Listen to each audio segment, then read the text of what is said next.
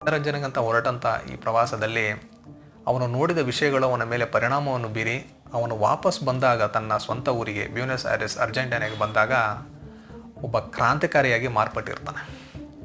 ಆ ರೀತಿಯ ಒಂದು ಪ್ರಭಾವವನ್ನು ಬೀರಿ ಅವನ ಮನಸ್ಸಿನ ಮೇಲೆ ಅಗಾಧವಾದ ಒಂದು ಪ್ರಭಾವವನ್ನು ಬೀರಿದಂತಹ ಈ ಒಂದು ಪಯಣ ಏನಿದೆ, ಅದೇ ಈ ಅರ್ನೆಸ್ಟೋ ಗೆವಾರ ಅನ್ನೋ ಯುವಕನನ್ನು ಚೆ ಗೆವಾರ ಅನ್ನೋ ಒಬ್ಬ ಕ್ರಾಂತಿಕಾರಿಯನ್ನಾಗಿ ಈ ಶತಮಾನದ ಶ್ರೇಷ್ಠ ಕ್ರಾಂತಿಕಾರಿ ಅನ್ನೋ ಒಂದು ಮಟ್ಟಕ್ಕೆ ಇವತ್ತು ತಂದು ನಿಲ್ಲಿಸಿದೆ.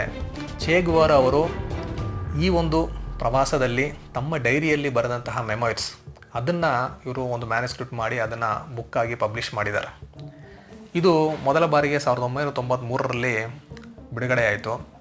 ಆ್ಯಕ್ಚುಲಿ ಚೆ ಗೆವಾರ ಅವರಿಗೆ ತನ್ನ ಒಂದು ಮೆಮೊಯ್ರ್ಸ್ ಏನಿದೆ ಅದನ್ನು ಪಬ್ಲಿಷ್ ಮಾಡೋದಕ್ಕೆ ಇಷ್ಟ ಇರಲಿಲ್ಲ. ಅವರ ಮರಣದ ನಂತರ ಅವರ ಕುಟುಂಬದವರೆಲ್ಲ ಸೇರಿ ಆ ಮ್ಯಾನುಸ್ಕ್ರಿಪ್ಟ್ನೆಲ್ಲ ಕಲೆಕ್ಟ್ ಮಾಡಿ ಅದನ್ನು